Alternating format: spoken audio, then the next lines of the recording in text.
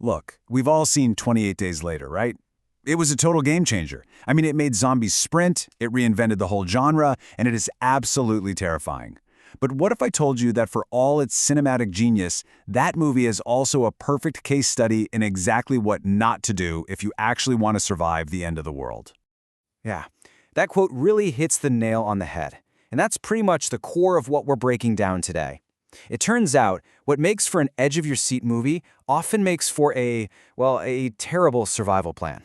So we're going to separate the brilliant Hollywood magic from the flawed logic to see what 28 Days Later gets wrong and what real-world prepping lessons we can pull from its characters' many, many mistakes. So here's the game plan. We're going to follow the survivor's journey through 5 critical mistakes, starting from the moment our hero wakes up all the way to that final horrifying realization of where the real danger is hiding. Okay, let's dive in with one of the most iconic openings in horror movie history. Jim, waking up from a coma to a completely deserted London. It looks incredible, it's chilling, but is it realistic at all? Not even close. The movie gives us this haunting, almost peaceful version of a city that's collapsed. But the reality? It'd be the total opposite. I mean, just imagine millions of people all trying to escape at once. It wouldn't be silent, it would be a symphony of pure chaos. Those clean streets, they'd be a massive gridlock of abandoned and crashed cars. And the quiet would be replaced by nonstop noise, car alarms, gunfire, screaming. It'd be a messy, loud, sprawling graveyard of failed escapes. All right, so once Jim finally finds other survivors, they make their first big decision. They need supplies. So naturally, they head to a grocery store. On the surface, this seems like the logical thing to do, right? But it actually highlights one of the biggest and most dangerous myths in apocalypse movies. No, seriously, just think about it for a second. The moment things really go sideways, what is the absolute first thing everyone does? They panic, and they hoard supplies. Which means a supermarket like the one in the movie would have been picked clean, stripped to the bone within hours of the outbreak. It wouldn't be a quiet little pantry waiting for you, it would have been a complete battleground.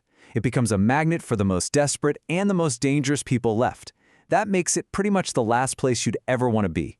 The real prep happens before the shelves are empty. So, after that incredibly risky shopping trip, the survivors are feeling pretty isolated. And they're desperate to make contact with anyone from the outside world. And this leads them to their next huge mistake, trying to signal for help from the roof of their high-rise apartment. If you actually break down their plan, it's basically a textbook guide on how to get yourself killed. You use a bright light on an exposed roof in the middle of the night.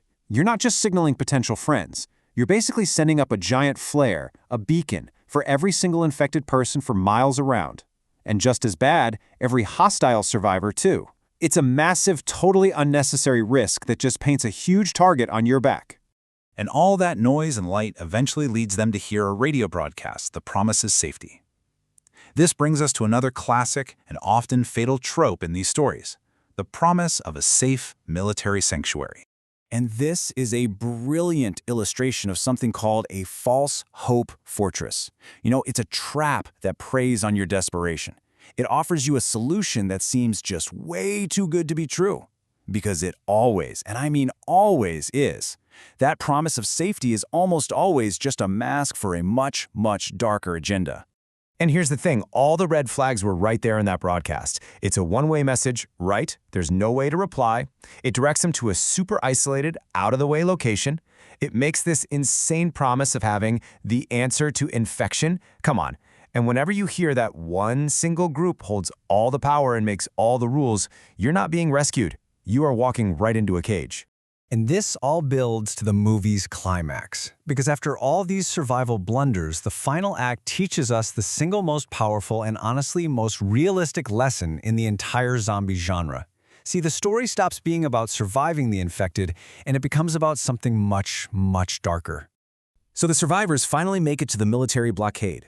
They think they're safe. They think they've been rescued. But they are so wrong. And there it is. That one line of dialogue is more chilling than any scream from any infected. It's that moment the mask completely slips off, and we see the real horror of this so-called sanctuary. The saviors have become the captors. And that is the film's most profound and realistic takeaway. The rage virus might have ended the world, sure, but the biggest danger the survivors actually faced, it came from other people. When all the laws, all the consequences just disappear, the most dangerous predators are often the ones who try to build a new world in their own violent image. It's a heavy lesson for sure, and it leaves us with one final, pretty unsettling question to think about. In a world where the rules are all gone and desperation is everything, how do you ever really decide who's a friend and who's a foe? And maybe more importantly, who could trust you?